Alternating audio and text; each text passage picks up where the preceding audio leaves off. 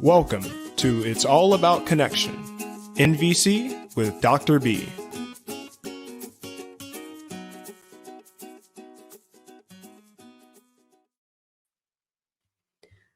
Today we're talking about cause versus stimulus.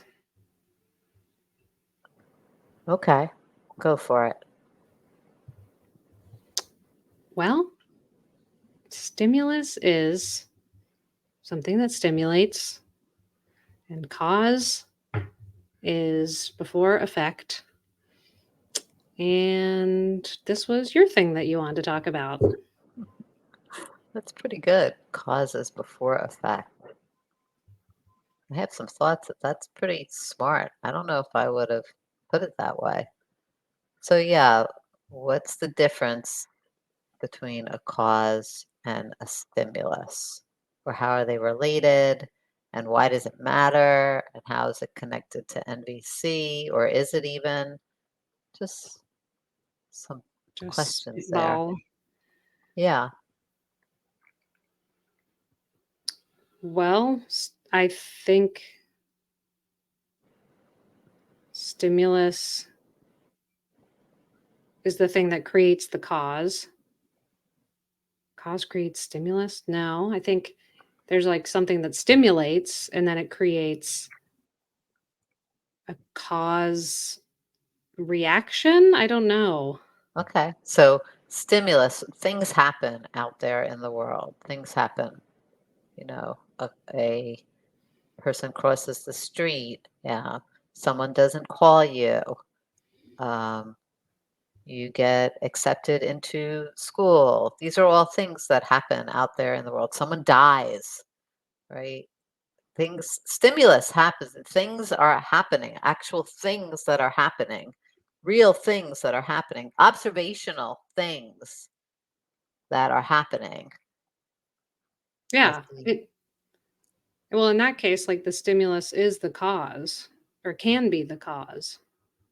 Well, I don't think so. Not in NVC terms, because you can, well, because the same stimulus can happen to the same person, to different people, the same stimulus, and people respond differently. Why is Wouldn't that that? be effect? More effect? I mean, I guess it could be what the stimulus cause is. The stimulus happens. Let's say, okay, here's a perfect example. Someone steps on your brand new shoe, your white brand new shoe, and one person's like, just keeps going, no big deal, and the other person uh, yells and gets upset and says some things to the person that stepped on their shoe. Yeah. It's the same stimulus, same exact It's the same stimulus. cause, right? But the effect would be different. Maybe I think I'm getting hung up on words here. Yeah, yeah. So what is what was the cause of the person yelling? What was the cause of the person yelling? Because it's not there was one person that didn't yell, so the fact that they stepped on the shoe, that's the stimulus. The stimulus is the thing that happened. Yeah. What actually caused the person to yell as opposed to the person who didn't yell? That's the cause. Whatever that is, that thing right there. That physiological cause. Well, my guess is it's the thinking. The Yeah. cause is the thinking. Mm-hmm. So between stimulus and response, there's a space, right? And in that space is our ability to think about what just happened, or to that's the place right there between the stimulus and the response. And depending upon what your thinking is between the stimulus and the response, whether it's a conscious thought or an unconscious thought, there's something that's happening in between the stimulus and the response. That's the actual cause right there. Mm-hmm. Does that make sense? You look confused. Sorry, I'm starting to zone out a little bit. I'm mourning a little bit of presence. Mhm. So How does this relate to NVC? Let's get down to the nitty gritty. Well, because I think that's where when we can tie everything back to a need, that's helping us to figure out, like, to just what is at the basis of what's going on, and when we can discriminate between what our thinking is versus what we're feeling, what we're needing.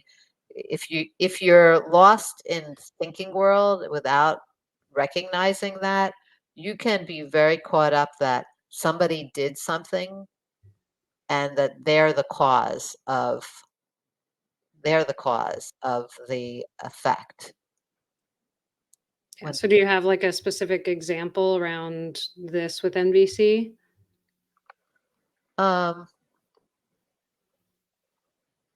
Well, yeah, I think anytime we are in a situation where we're confused or we're upset and we get empathy and somebody helps to figure out what is the need here and what are you feeling and what's the need and what's the observation, um, you're able to better take ownership over what your needs are and what's coming up for you, and what was the stimulus. The observation was probably the stimulus. What's the observation? So it helps pull us out of, like, the blame game that we tend to do when we're in conflict with people. It pulls you out of the blame game because there is no blame. It's just the stimulus happened, and then there was the space where thinking usually happens, and then there's the response. So it's in that space that we have all the power. We have all the power. Well, this Nobody. is where you can choose to keep it observational. Correct, and state what you need and still be able to state what you need and put it Mhm. out there, and hopefully without demand energy like we've talked about, have it just be just a pure, this is what my need is, and have be open to strategies for meeting your needs so that nobody is having an experience of that they have to do this, because that, then there's other things that come into play there that get in the way of the person wanting to contribute to the need. But yeah, it really helps you to take ownership over your whole world and your whole experience. It's not about really ultimately anything that's out there. I mean, there is a stimulus, and stimuli can stimulate, yeah, feelings that are hard and difficult and painful or joyful. There are things that are happening all the time out there in the world, and yeah, rather than get into what we tend to do, which is starting to look for judgment or place blame, um, that's not the cause. The cause is always whatever we're choosing to think, honestly. Does that make sense? Yeah, and it's really taking accountability for your thoughts and your reaction and your feelings.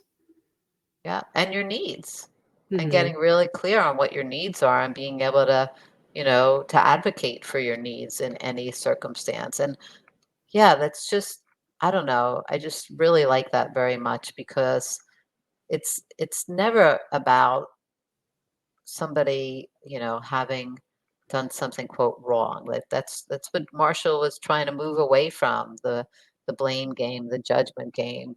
Like that, this is truly a way of being able to look at any circumstance with there not being fault, because it's got to do with that space and what you're feeling and what needs are alive for you, and that's what's the driving force here. But when we don't have that level of clarity, we can get very caught up in thinking and, I don't know, thinking about badness, wrongness. They did this, so it's their fault. They're the cause of this situation right now.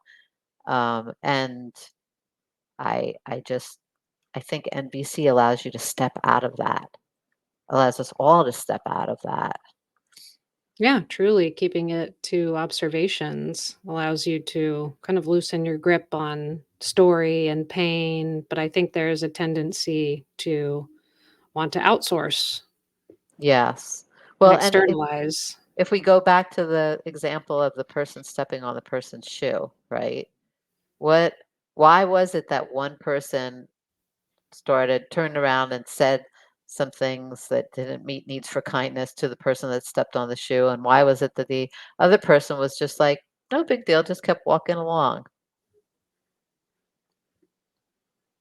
I think maybe it sounds like the second person was able to kind of access that small window you have between stimulus and reaction, Well, and where it's they had choice, where they realized they had choice. right. Or Or it might not, otherwise, you just kind of react, you and it's react. usually volatile or reactive. Well, and it always comes back to thinking. Like the second person was probably like, maybe they didn't have a history related to having clean shoes, and so it wasn't a big deal. They didn't think twice about it, or maybe the first person grew up with an older brother who was always messing with their shoes, or maybe they just bought their shoes, and they had to save up a whole lot of money for it, and they were so Yeah, happy there's about having. always, like, a history or a context to something. Right. So all of that's in play, and that's really the cause. It's not the stimulus. It's the context. It's the thinking. It's the history. It's the story connected to it. It's all of that, which is everybody's individual stuff to own, really. But it's a lot to unpack in our heads, right? When things are happening, things happen so quickly out there in the world. Someone steps on your Mhm. shoe, it's such a quick thing, then you have reaction to it. Um, yeah, that's why bringing it back to needs can be really, really helpful. Really helpful. It helps you kind of step out of the whole extra thinking that we tend to put onto any circumstance. So I don't know if there's much more to say about that. Anything you want to say? Any questions that you have? No, nothing I can think of. Yeah, so just know stimuli will still occur out there in the world. Shit's going to happen out there in the world. And it's really our thinking that brings it to like a level of suffering or not.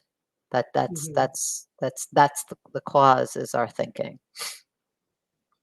And on that note, please join us for NVC intro class. You can go to www.thebigbmethod.com and come take our intro, 8 weeks. It's not fully 8 weeks. It's an hour of self-paced content and an hour of a live Zoom where you get to practice each of the 8 weeks. And we get really great reviews as an evaluation, but I would say, we get reviews that really meet my needs for joy and knowing that we're contributing and learning, helping people to learn. Yeah, it's some good stuff, I think. Everyone should take it. It is life-changing. This is true. And our empathy warm line is 850-706-0488. all right. Thank you.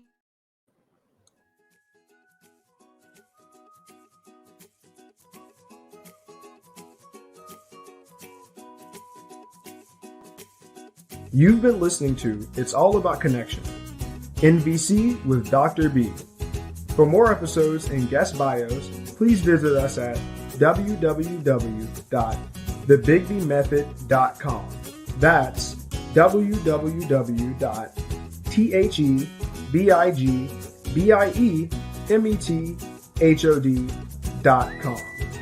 And remember, empathy first.